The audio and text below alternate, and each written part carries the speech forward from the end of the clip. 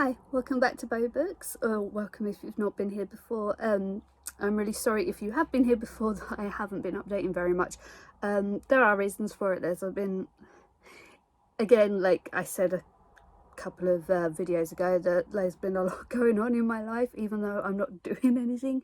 So I'm still on furlough. There's still issues that I don't want to go into it with work stuff. That my son's just gone back to school physically. He's been doing a lot of Zoom calls, well, like Microsoft Team calls at home, and he's only just gone back into physical school. They had to do 2 tests before they could go back, and yeah, I've basically been studying and flaring up and stuff, so I haven't really had the chance to do videos, and this is his 3rd day back. I think I had like a bit of a chronic fatigue crash, so it's my first day actually getting the chance to do videos because of, you know, his timetable and my health.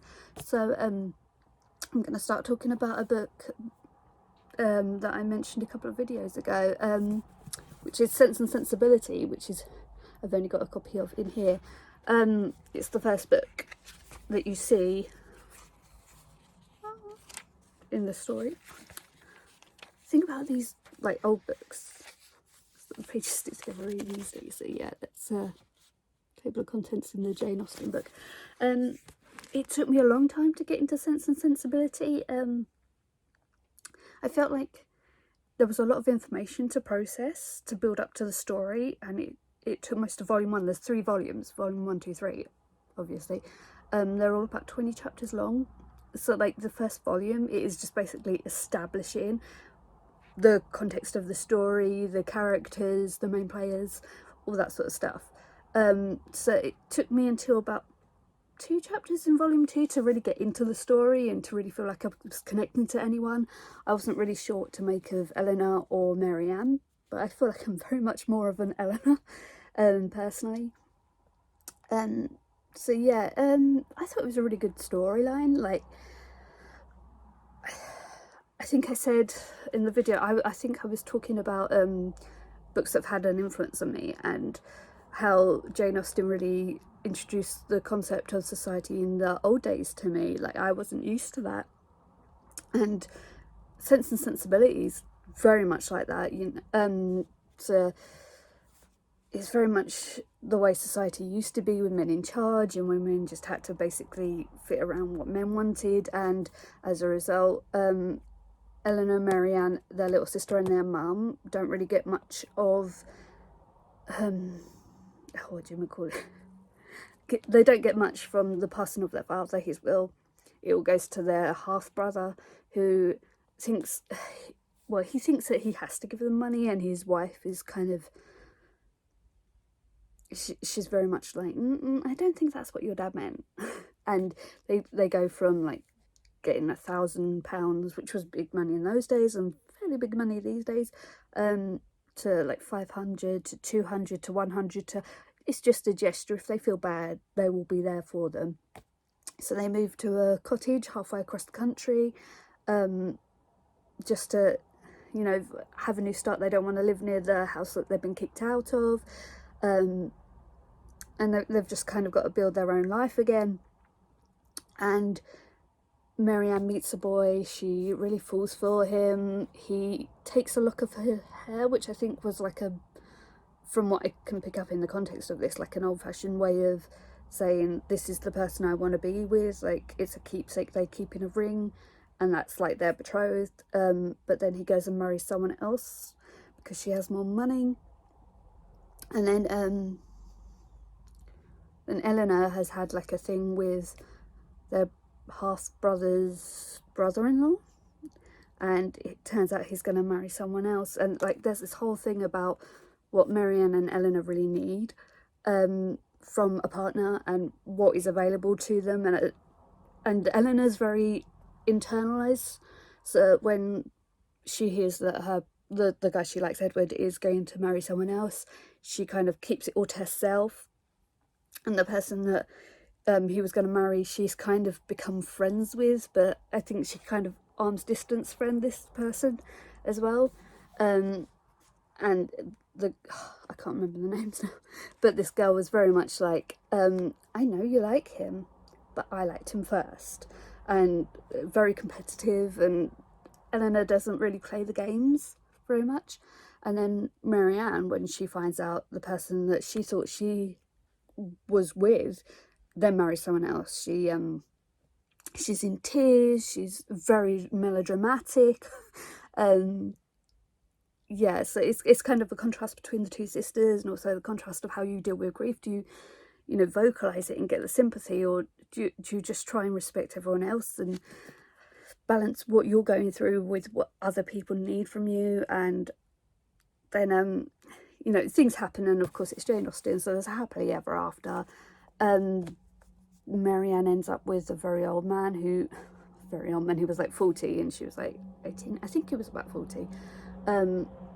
But he was someone who would take care of her, and she was like, I've had this passionate romance with someone else, and I know that it's not all it's cracked up to be, and at least he'll be there for me, and he cares about me, and that's something I can live with, even though it's not the same feelings.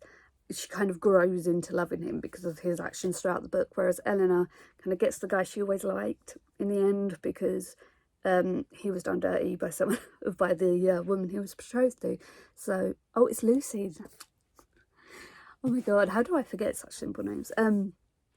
So yeah, it was kind of interesting. I really liked the relationship between Eleanor and Marianne, and it felt very feminist in a way. Like, the story was more about how they related to each other and the bond that they had and how they were going to grow together than it was about potential suitors. Even though that was the theme of the book, and even though that directed the narrative, the actual plot points were more about how they related to each other, and how Eleanor was doing things for Marianne, and then how when Marianne found out what Eleanor put up with for her, what she'd put aside, that made her rethink her behaviour and be stronger and be a better person for her sister, not for anyone else. I thought that was a really nice storyline. I think that's what really made me engage with it as well. Like, it was more about how women relate to each other and how we get on with each other than it was about getting the guy with the most money per annum or whatever. But yeah, I have to say I was reading it about the time that me and my sister were watching Bridgerton. She was more into it than I was, but we were also cross-stitching because lockdown.